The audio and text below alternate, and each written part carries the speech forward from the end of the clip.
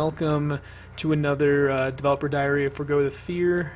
This is a really big update, so I wanted to put some audio to it so you guys could fully understand what is going on in this update.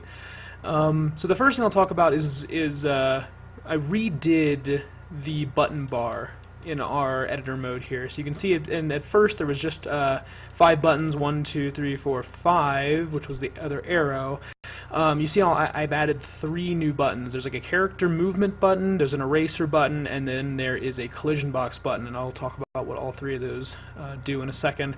So you know what, let's just start with the eraser one. That seems like the easiest one. Before, in the old editor, we just had the eraser as one of the cells up here, but that seems clunky, and it's just not going to work when it comes to importing sprite sheets in the future, so I just dedicated it to its own button. So you see, once we're selected over it, we can click it, and now we're in the eraser mode here, so you can see I'll like erase these 2 blocks here. And you can see it works just like our old eraser. I can, hold in and delete multiple, with no problems there. Which actually brings me to another quick segue here. I added a few quality of life things for the editor mode here. The first thing you'll see, we put this in a while ago, that you could move left to right faster by holding in the right or left D-pad. I did this as well for up and down, as well as adding one of these here. At first it was only right and left, so now you can go like this, and if we were actually on a block, if we go over here, and you can see there it goes, and so you can hold it down for large cluster of blocks. Okay, so let's move back over. Okay, so let's talk about our other icons here. The other one is a character debug movement. So the way this one works is just so you don't interfere with your block movement here, you hold in A, and you see how it kind of gets a little yellowish there. I'm not sure if you can really see that, it's small. But if you're holding in A on here and the button is yellow, it's selected, you can then use the D-pad to move your character. And this is going to be really important for the future, so that you can put your character wherever you need to test. If I need to put them up here so I can test this collision here or something. So you can see I'll put my character right here, I'll let go of A, and you see now I'm free to move throughout my menu. If I hold back in and I hit left and the right, I'm stuck doing the character. So if I let go, now I can do it, and if I hit the check mark here to stop, you'll see that we are here, and I can test jumping down, and that worked great.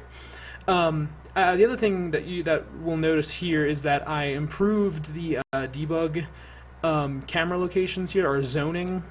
Let me see if I can get back to, yeah.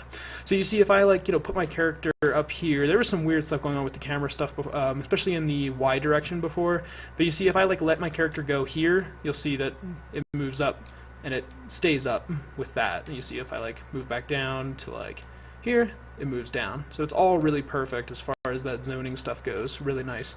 So the last button we'll talk about here is the collision box one. And this is kind of an interesting one. Let me move the camera down. So this is kind of an interesting one. When it comes to sprite sheets, there's no real way to tell what needs a collision box and what doesn't. For example, if we want this to be part of the environment, this little stone here, there's no real way to tell, oh, I need that to be a collision box. So you're going to need to tell the game that it needs a collision box or not. So let's put a few that don't need collision boxes here. So these do not have collision boxes because our collision box button is not highlighted down there. Now if I go down, this is a toggle, not a hold, so if we just click it once, you'll see it's selected now, and if I go here and put a few here, and then hit continue, you'll see here that these do not have collision box. I can walk behind or in front of them and they look like environment.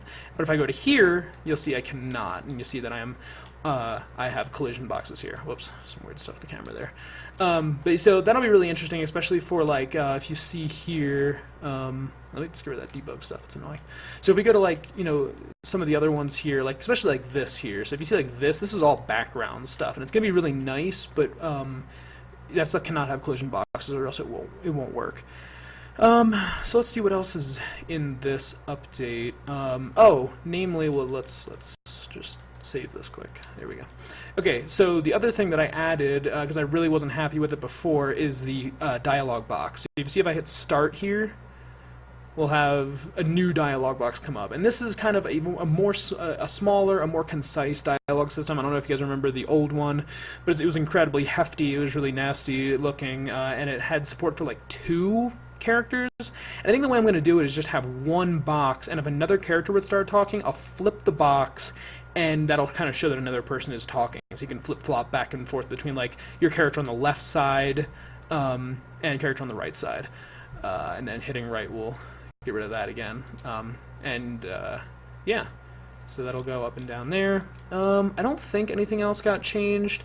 I added a few things as far as positioning goes that I need to apply to some stuff, but just to get like, I think the debug text and everything was in there from the last one, but it's just making sure that no matter where we place ourselves, we're in the right position. But yeah, I think that's it for this update.